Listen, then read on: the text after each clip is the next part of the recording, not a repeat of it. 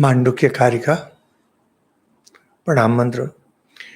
ओम भद्रम कर्णेभिः शृणुयाम देवा भद्रम पश्येमाक्षभिर्यजत्राः स्थिरैरङ्गैस्तुष्टुवागुंसस्तनूभिः व्यशेम देवहितं यदायुः स्वस्ति न इन्द्रो वृद्धश्रवा स्वस्ति न पूषा विश्ववेदा स्वस्ति नस्ताक्ष्यो अरिष्टनेमि स्वस्ति नो बृहस्पतिर्दधातु ओम शांति शांति शांति। हरि ओम। So we had started the third chapter, Advaita Prakaran, in the previous class, and we had mentioned how upasana of any kind, upasana, worship of God, is compared to being miserly, karpanya, inferior. We had detailed the reason. So the problem is that we people, we think that we can master spirituality just by reading a few books, just by listening to a few talks. It's not that easy.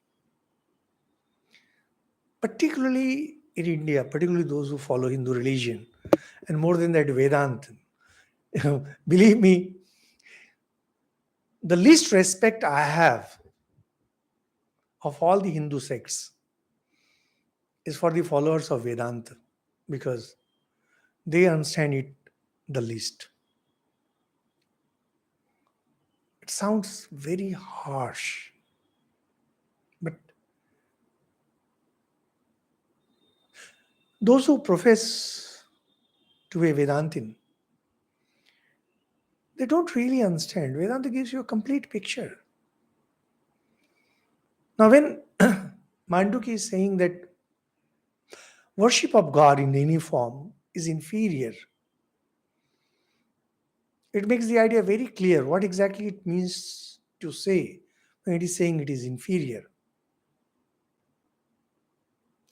If you say that your Ishta, your God, Krishna is Brahman, you are one with Brahman, and here in this creation, God and you are different, but tattvataha, in essence, you are one. There is nothing wrong in that worship. The problem is when you think that God is separate, you are separate, and you can become Brahman by worshipping something which is separate from you. See, the argument itself is so subtly here that many will miss. Anyway, since we discussed it in the previous talk, we are not going into the detail. We proceed with verse number 2, because otherwise we will stay stuck up. So first, Gaudapada criticizes that attitude, and then he comes up with what Vedanta truly is. Ato vakshyami akarpanyam ajati samatam gatam yathana jayate kinchit jayamanam samantatah. I shall now describe Brahman, says Gaudapada, which is unborn. Brahman is unborn. The same throughout. Now, this is very important point. The same throughout. And free from any kind of limitation, free from any kind of narrowness. From this, one can understand that Brahman does not in reality pass into birth, even in the slightest degree, though it appears to be manifest everywhere. To remind you, this chapter is all about presenting Advaita philosophically. Some of the ideas that we discuss may appear a bit subtle, a bit difficult, but these are not difficult. If you just listen to whatever we are discussing here carefully, and if need be, if you listen to it a second time, the ideas will become absolutely clear.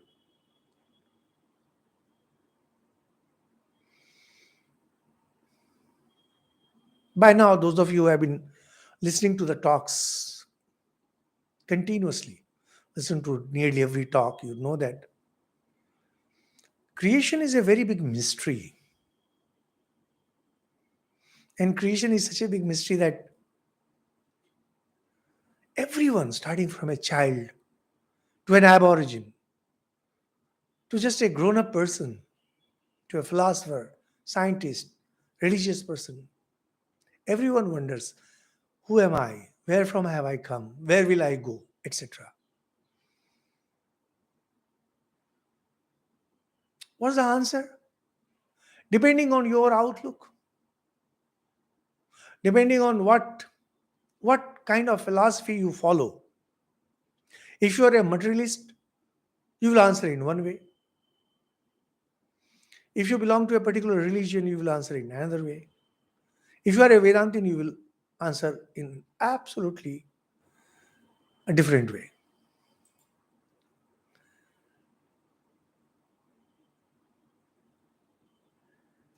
Here we are discussing Vedanta. Those who follow certain religions, including our Vaishnavism, those who are Vaishnavas, they will say creation is God's will, and you cannot question their God. If you question their God, then it becomes a sacrilege.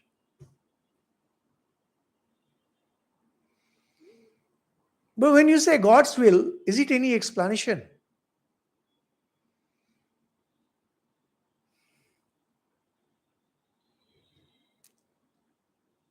We had we had a joke when we were in class 9 or 10 in our school days. There used to be trigonometric identity. Those of you who had a brush with trigonometry would remember. You had to prove that left hand side equal to right hand side. Trigonometric identities.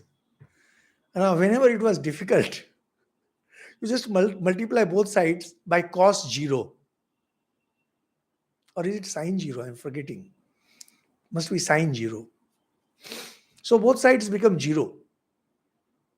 And once both sides become 0, sine 0, yes. Everything becomes 0. And they are same. 0 equal to 0.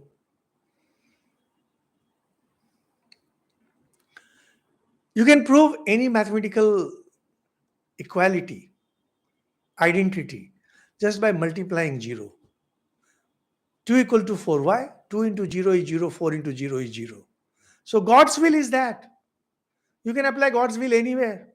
Anything can be proved. You are mischievous. Why? God's will. You are good. Why? God's will. Why this creation came into effect? God's will. Why everything is going wrong? God's will. So God's will is that big 0. Multiplication by 0. Vedanta doesn't behave that way. And this is what Gaudapada says in verse number 2. Okay, fine. Gaudapada says, okay, fine. So having said that, that is worship of God, God the way you understand, inferior.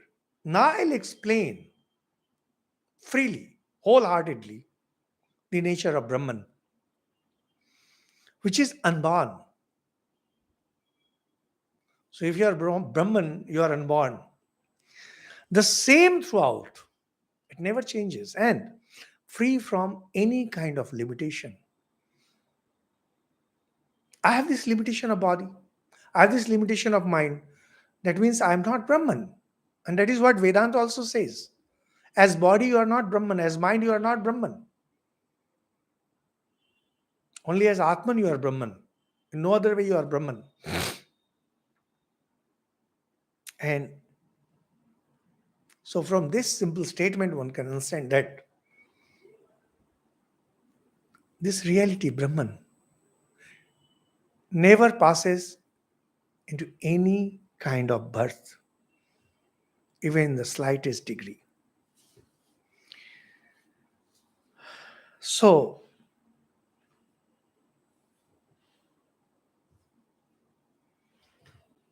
Acharya Shankar explains certain points, says the terms used here are ajati and samatam. Ajati is that which is not born, and samata is sameness. Now, why there is sameness? See the logic, Vedanta, kind of logic that Vedanta follows. Today, somebody wrote to me on one of those electronic cyber media, cyber space, or whatever the term is, about Valmiki Ramayana. He said he likes to follow things logically. So I replied, do you mean to say that Valmiki Ramayana is an illogical work? See, this modern generation, their ignorance is masked only by their arrogance. Do they even understand what logic means? Have they studied any book on logic? And do they think that everyone born before him was and is illogical? Acharya Shankar, writing some 1400 years ago, says, why Brahman is same everywhere? Says, lack of sameness, inequality is only when there is parts involved. If there are parts involved, there will be some kind of inequality. Anything that is composed of parts, for example, my body is composed of parts, and your body is also composed of parts. So your body will be different from my body. This pen, it is composed of parts. So it's not same everywhere. You can see cap is there, and then there's the clip, there's the body, and there is the refill, etc. Because it is composed of parts. But Brahman has no parts. Since Brahman has no parts, it is same everywhere. It's actually a very simple argument and profound. Inequality, Vishamata, Sanskrit word is Visam, Sam and Visham. It's only when there are parts. So in this world, there will always be inequality. When my Marxist friends talk about equality, they don't even realize what a stupid sentence, what a stupid idea they are coming up with. Then they will, of course, put certain conditions and this and that. There can never be equality in the world because this world is made up of parts. The world has parts, and because it has parts, there will always be inequality. There can never be sameness. Sameness can be only at the level of spirituality, not even in devotion. See, for example, here is our Sagar Ghosh, Hare Krishna, Hare Ram. Now, assuming that he is a Krishna devotee, assuming that he is Vishnu, I'm just assuming, just because I saw his name. Now, if you go by bhakti literature, even when you reach the highest, if you reach Lord Krishna, there will be three different kinds of mukti. Salokya, Saropya, Samipya. You will be staying in that lok, in English heaven, where Lord Krishna resides. And you will have the appearance of the same Lord Vishnu, Lord Krishna, Lord Shiva, whatever it is. And nearness. See, difference remains.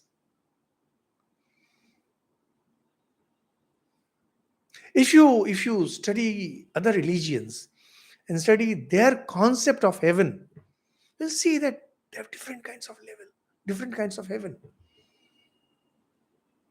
Why? Because in bhakti, inequality remains.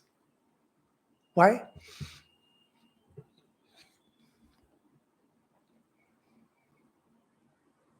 I may practice devotion as much as I like, but my devotion can never match the devotion of, say, Radha. Radha is the ultimate in devotion. So you cannot say that Radha and me will become same in the eyes of the Lord as far as devotion is concerned. That is why if you want equality, equality can come only in Vedanta. Only Vedanta talks of equality. Only Vedanta talks about sameness. The reason is nothing ideological, nothing philosophical, pure logic. There are no parts. There being no parts, there is no inequality. So,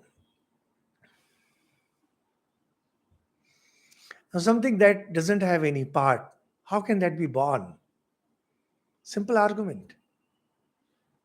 There is sameness. That's the definition of Brahman, sameness. It has no part. And if there is no part, how can it ever be born?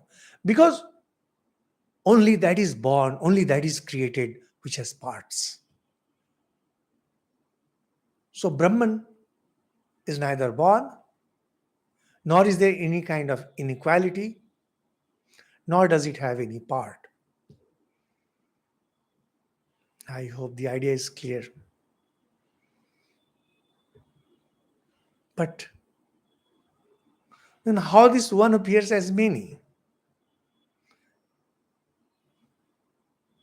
It all sounds so wonderful, so fantastic. Brahman is one, I am Brahman. But what about this multiplicity?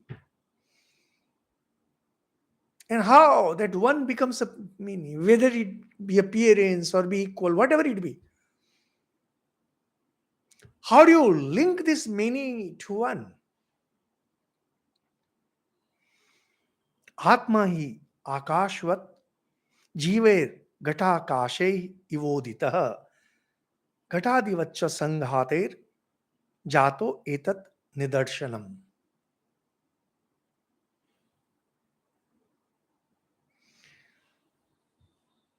Atman, which is like Akash, we will discuss, is said to be manifested in the form of jivas, which may be likened to the akasas enclosed in pots. The bodies also are said to be manifested from Atman, just as a pot and the like are created out of Akash.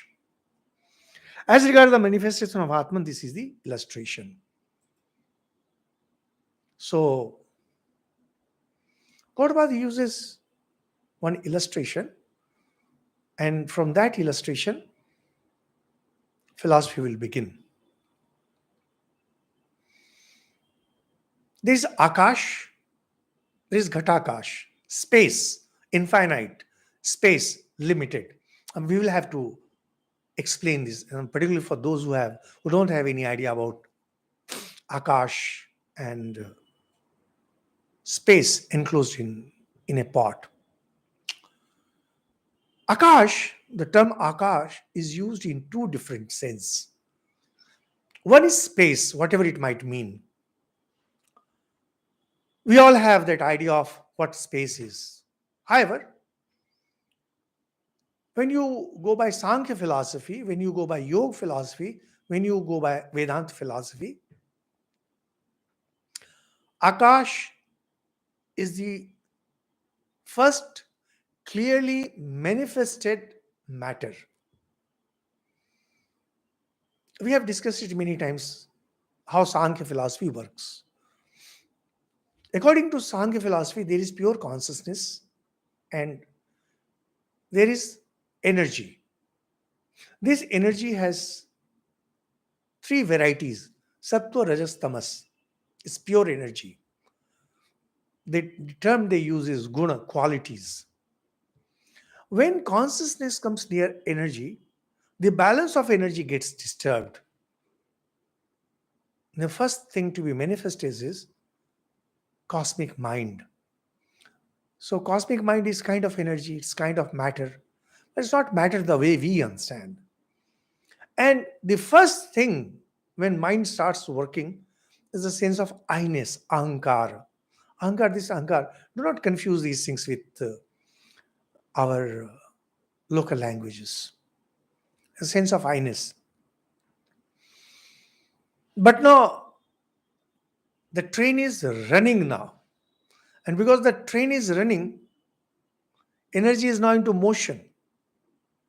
The potential has become kinetic. One thing will lead to the another. Those of you who have studied something about chain reaction, those of you who have studied a bit of atomic physics. In atomic physics, what happens? There's a pile of radioactive material, say uranium. And then finally, you switch on the trigger. So the neutron goes and hits the center. They're made that way. That's why making atomic bomb is very difficult. And when it hits the nucleus of that atom,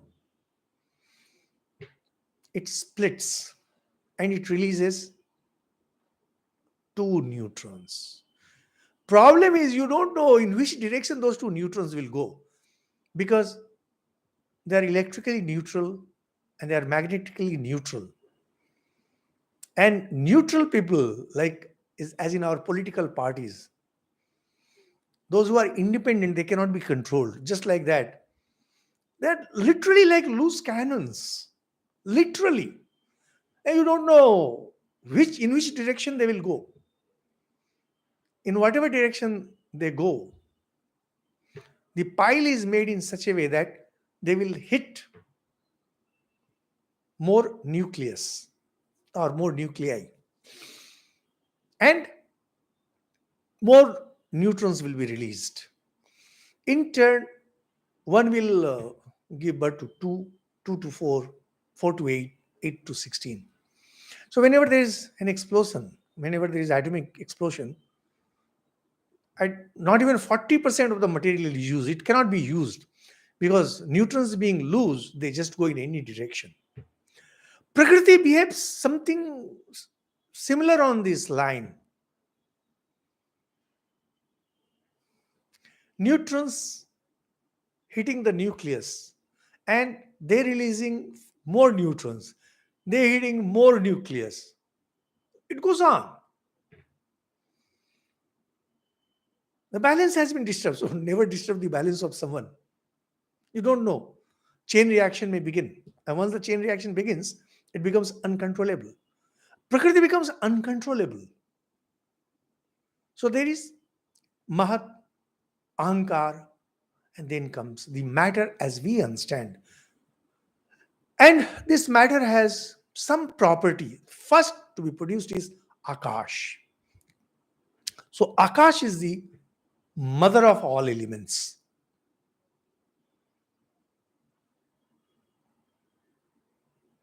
And Akash gives birth to the other four.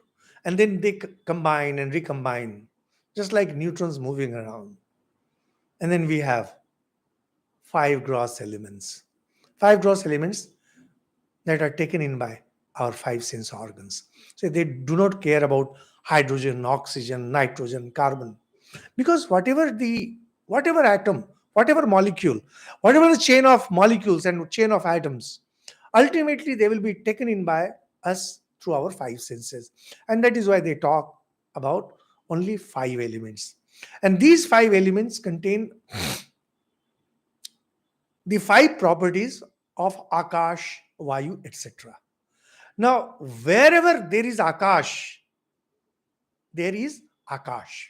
It's a very interesting statement. Wherever there is akash, wherever there is particle, akash, there is space. So space and matter, they are related. Those of you who are interested more, you can listen to our Nasadiya Suktam talks. We have that in Bengali, we also have that in English. Those of you who have some idea about physics would know that in earlier times we didn't have a very clear idea about what is space and what is matter. When Newton came, he put it mathematically. And this is space and this is matter.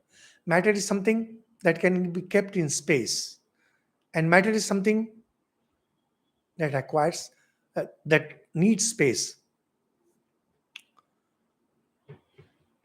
It requires, and acquire is not the right word, it requires space. Now, when Einstein came, the idea changed radically.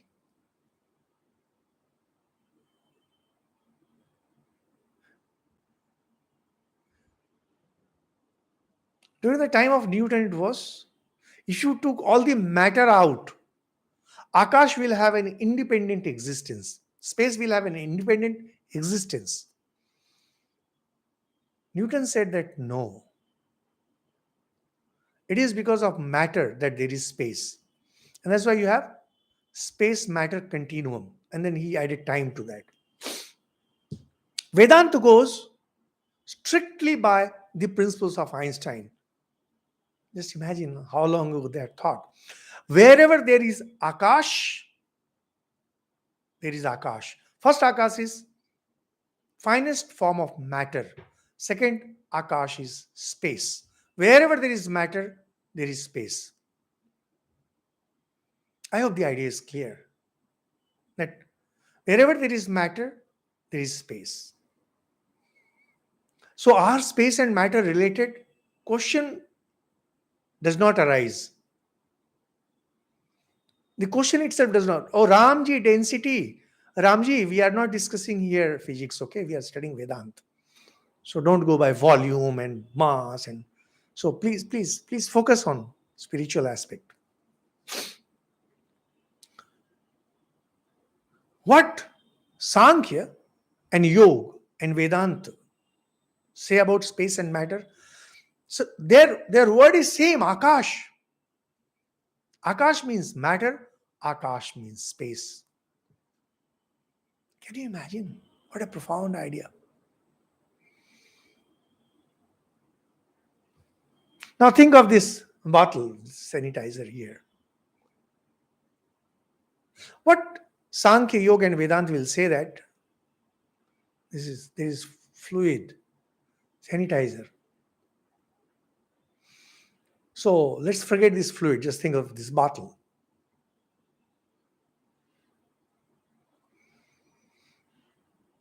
It will say that there's space surrounding it, and there's also space inside this bottle. Are these two spaces different? No, they are not. Obviously not. Anyone can say.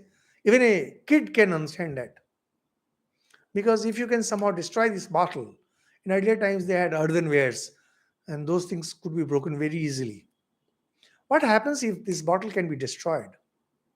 As far as Akash is concerned, will the space inside it merge with the space outside? Well, we can talk like that, but actually there is no merging because there is no division. There never was a division. And what about the bottle itself? Bottle itself is Akash, because it's Akash, the particle that divides the infinite sky, infinite space into the finite. Actually, it's all infinite space. But because of the presence of this bottle, infinite now appears divided as finite. But is this division real? No, it is not. And it will say that the three Akash, actually they don't use the word space. They always use the word Akash. This bottle itself is Akash. The space inside it is Akash, and the space outside it is Akash. These three are one and the same. In Vedanta, they say that Akash is the best way to explain Atman. It's nearest to Atman because all the properties of Atman that normally we discuss belong to Akash. So, Sir Viresh Bhanu, please do not enter into subtle body and no, please, for God's sake. I keep the chat open in Mandukya Karika because you may have some questions. One thing I'll request, dear listeners, do not go outside your topic because first try to understand what we are discussing. Don't go outside that. You might have noted when you were taught in school and colleges, the teacher would never permit you to ask questions that was not being discussed. Only when you complete the subject, only when the topic is over that you can ask. So please, no, don't go by all that. Right now, we are discussing the infinity of Atman, and that is being exemplified by this Akash. The finite Akash within this bottle, the infinite sky outside, they are all one and the same. It says the relationship between Atma and Jiva. Mind it, they are not discussing body, they are discussing pure consciousness associated with the individual body. They are not discussing body, they are not discussing mind, they are not discussing ego, they are not discussing anything. They are discussing pure consciousness. We know that I have an Atman. I mean, those of us who believe in it. You believe that you have Atman. Now, when you say that I believe I have Atman, this is known as Jivatma. Atman identified with an individual is known as Jivatma. Gaudapada says, Atma hi Akashvat. If you want to understand Atman with an analogy, the best analogy is Akash. I'm using the word Akash because that's the best word. Translating it as space and ether and translating it as by any other word will confuse you. So let us use Akash. It means both space, ether, and mother of all matter. So it says that when you take up any pot, take up anything which occupies space, like matter, Atman, which is like Akash, infinite, is said to be manifest in the form of jivas. Normally we say that it is in the form of the jivas. It's like Akash in a pot, in this bottle. And the bodies also are said to be manifested from Atman. Now this bottle, this is created out of Akash. Akash, the matter. So you have three Akash, one outside, one the bottle itself, and one that which is inside. So my body itself, this is Atman. What is within it is Atman. And what is totally outside is Atman. As regards the manifestation of Atman, this is the illustration. This is the illustration. So,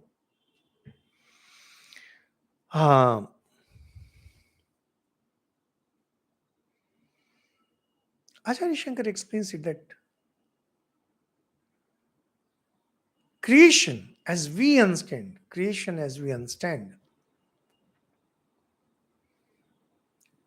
it doesn't take place in reality. Paramarthata. The word used by Vedanta very often is Paramarthata, in reality. Because if the creation were to be real, then freedom will never be real. Mukti will never be real. We discussed in the previous talk. If the bondage is real, freedom can never be real. If the creation is real, freedom can never be real. Oh no, Chandan Pakira, your question, concept of Atman can't be figured out by brain. If you listen to our talk from the very beginning till now, the idea will become clear. The problem is that I'm sure you have not listened to our talk from the beginning. I'm sure. If you listen to our talk from the very beginning, you will understand. That's the problem, that we just pick up something from here and something from there, and then we conclude, this way and that way. That's not the way to learn.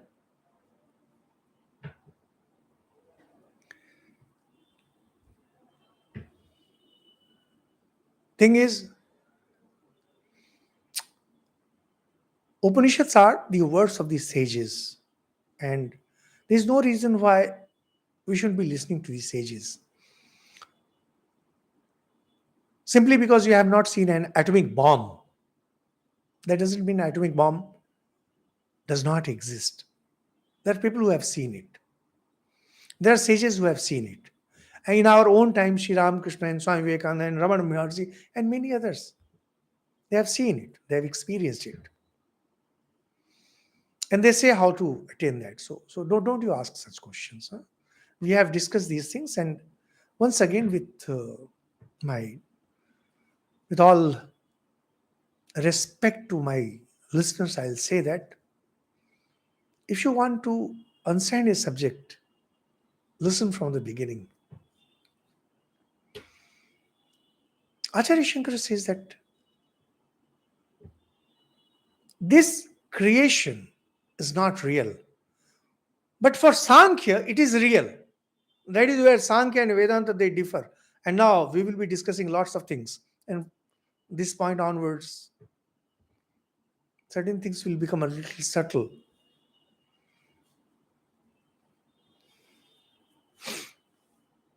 Says that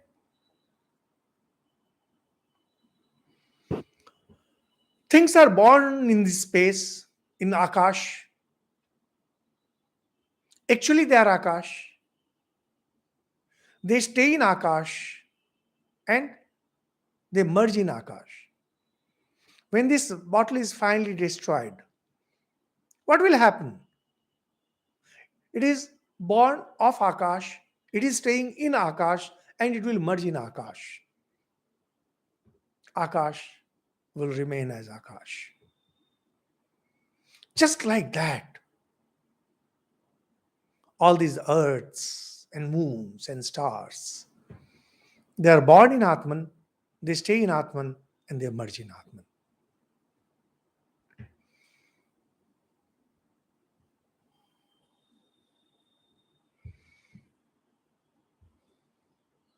Acharya Shankar uses a very harsh comment. Yada manda buddhi prati pipa daishya shruti atmano jati ruchyate. For the lower intellects like us, Shankaracharya could be very stern. For the lesser intellects, for the minds that are extremely gross, this illustration is being used. It says those who are very sharp, let it say what it means to be sharp.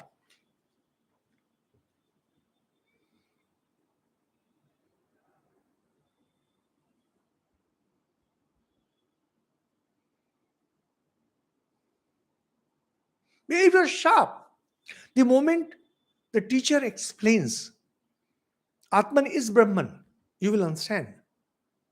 If you are ready for it. If you are not ready for it, different examples, different arguments will be used. And if you are of the worst kind, You will understand the opposite of what you have been told.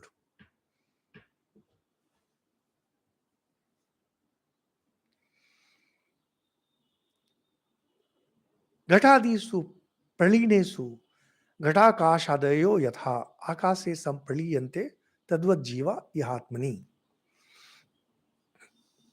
As on the destruction of the pot, etc., the Akash enclosed in them merge in the great Akash, so the Jivas merge in Atman.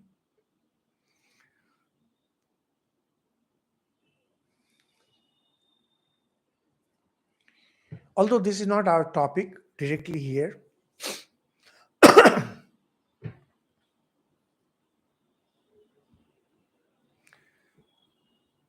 body is seen at three different levels.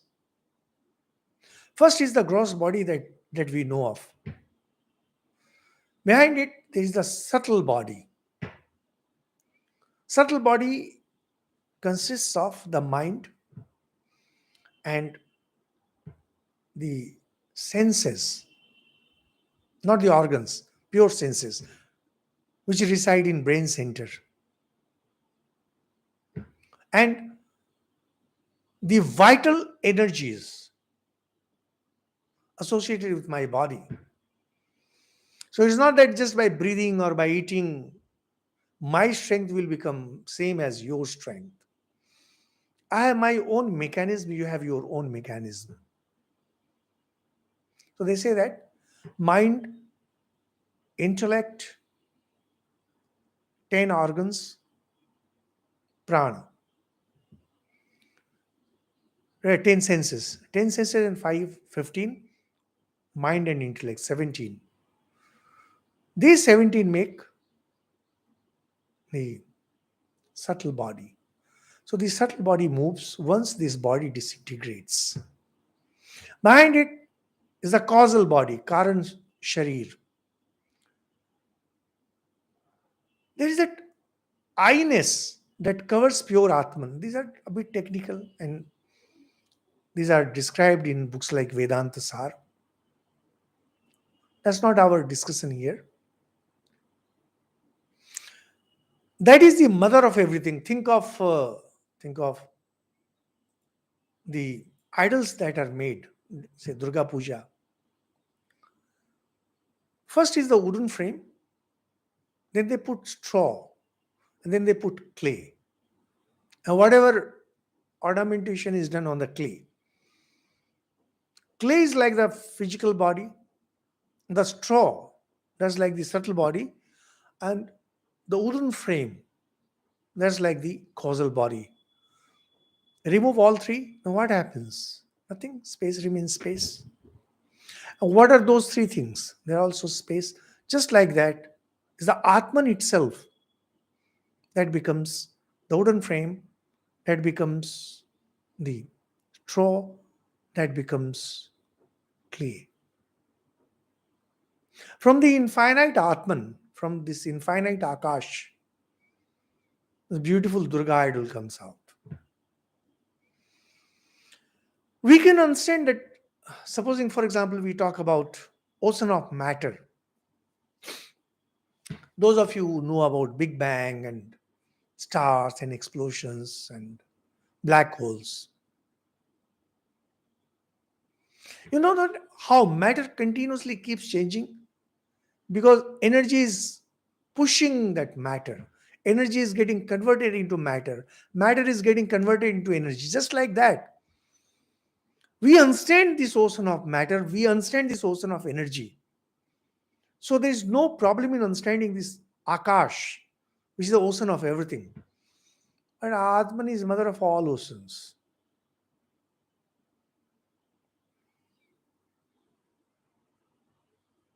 What Vedanta says that these transformations, these are not real transformations.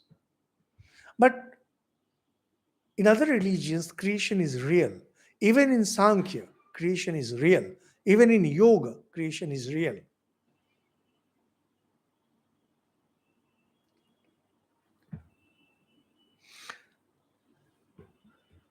Now, when somebody dies, When I die, what happens?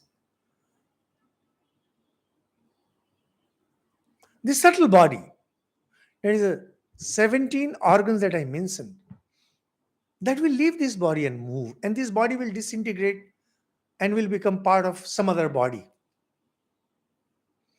Supposing you were to sit in front of me, you are breathing out, and the breath that I am taking in, you will be taking some particles from that breath that you exhaled. So I will be inhaling you, and your body part will be becoming my body part, and it's a biological fact. That's why people with whom you live, your body and mind, they become just like theirs. When you live in a monastery, your body and mind becomes like that of monks. When you are living in a house, in a household, your mind and body become like that. You are continuously inhaling that. Your body parts are moving away and being absorbed by other body system. When you acquire devotion, say, to Lord, what happens is your subtle body is now broken down. Only the causal body remains. And now you are with God and you can enjoy that heaven. What we mentioned in the beginning, Salokya, Sarupya, Samipya.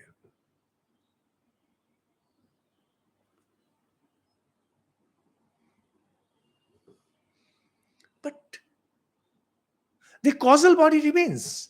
And because the causal body remains, it can create a subtle body and it can create automatically there will be a physical body. So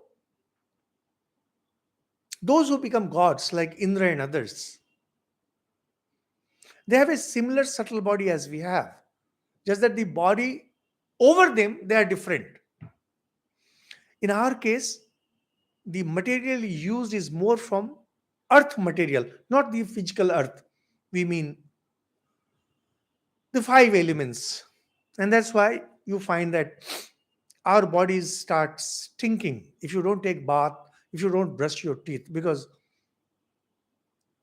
earth, prithvi material is directly related to smell.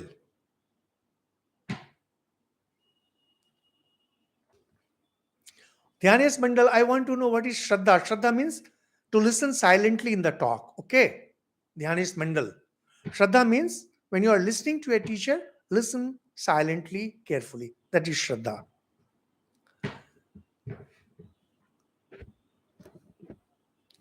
Now, in case of the gods, they have a subtle body. They also have a physical body. But that physical body is not ours. That physical body is what is suitable for their heaven. When you go to, say, Vishnu Lok, when you go to Shiva Lok, there also you get a body. It's not just the causal body, it creates a body which is suitable for that. And that's how you enjoy God's love. I don't know if you can understand this. Body will always be there. Here on this earth, this is this kind of body. In the heavens, there will be a different kind of body. And with God, there will be a different kind of body. Because Karan Sharir, the causal body, is there. So Vedanta says that, look, you are continuing with body. And if you move from one lok to the other, supposing you were to fall from the grace, we have this in Bhagavatam, this Jaya and Vijay. They were the gatekeepers of Lord Vishnu, which means they were in Vishnu lok. And they were cursed by the four Kumar and they fell down. And then what happened? They became Ravan and Kumbhakarna. So falling down from the grace of God, howsoever favorite and dear to God you might be, it is always there. Adam and Eve, they fell from the grace of God. So don't you ever try to get grace of God. Because even if God wants to save, A snake can come and poison you, and you'll fall down. You can annoy a great sage, and he'll have you fall. So, grace of God, that cannot be the goal of life, never. What Vedanta says that break down this causal body too. Now, once the causal body is broken, take that example of Durga idol. Now you have broken that wooden frame. How can you make Durga idol? No, you cannot. Those who make idols, they will have to now create an entirely new framework. And that old framework has been burned down. It's over, finished, it's gone. No more you, no more me.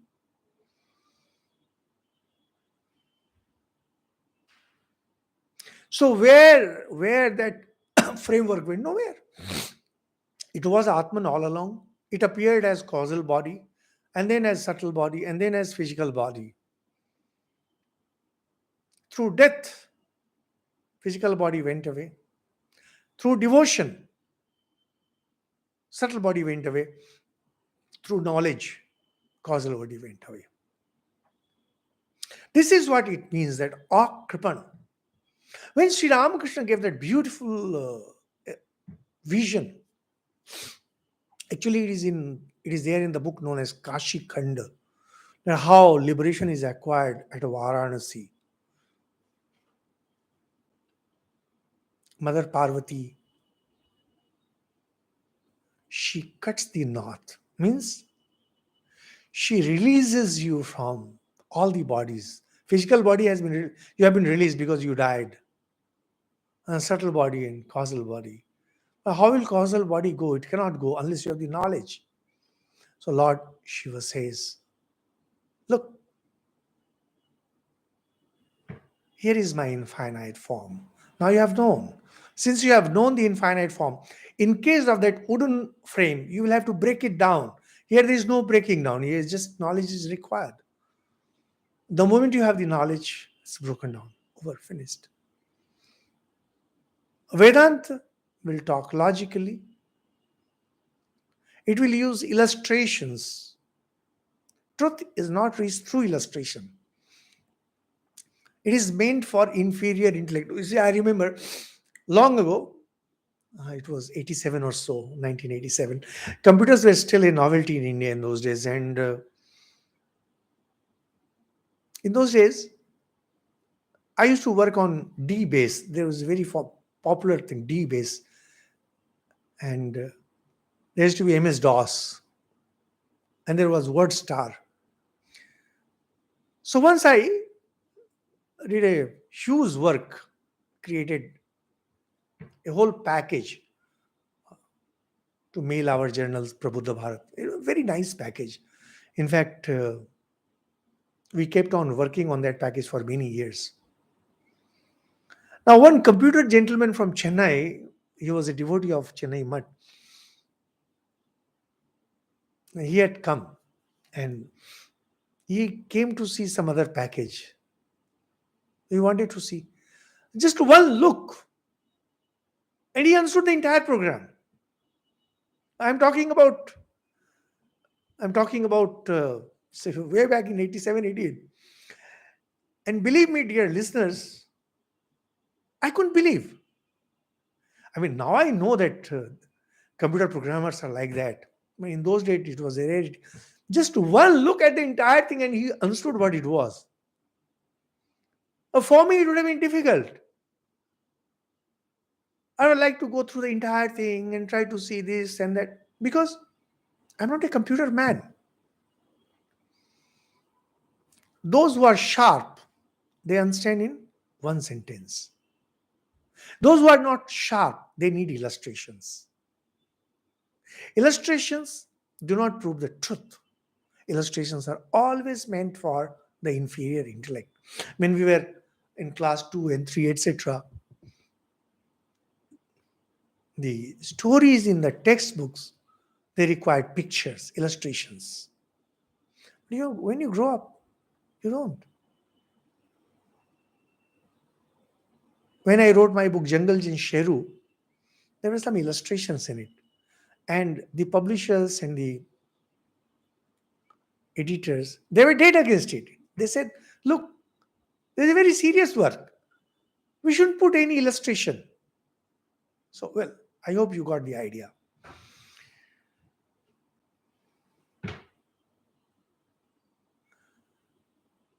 Fine.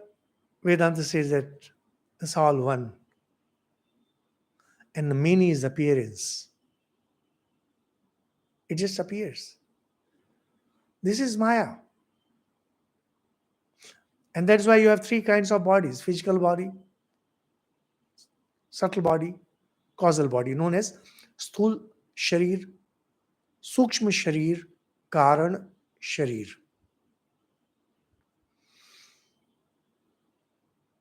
Then comes very famous verse number 5.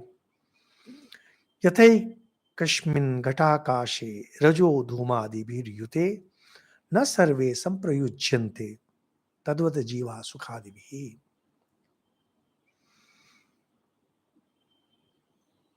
Just casually to mention this. Every system of religion, every system of philosophy focuses only on Ling Sharir, Karan Sharir. Wherever you find devotion, wherever you find about going to the heaven, it's all about Karan Sharir. And this is where Hinduism, Vedanta, differs from other religions and philosophy of devotion. So comes verse number 5. Yathai Kashmin Ghatakashe. Now you think of there are many pots. So there are many bottles like this. And this bottle contains sanitizer or whatever it is. Another bottle may contain water. So water of this bottle will not affect the sanitizer of this. That means, in spite of having infinite number of forms, that's a huge number of forms, one will not affect the other. Because other philosophies are now coming charging up to Vedanta. That okay, fine, if everything is one, then your sin is my sin. Your virtue is my virtue. Your suffering is my virtue. Vedanta says, no, it's not that. And then it counters Sankhya theory of creation and Vaisheshika theory of creation. This we will discuss in the next talk. Our time is up. Thank you. Om Shanti.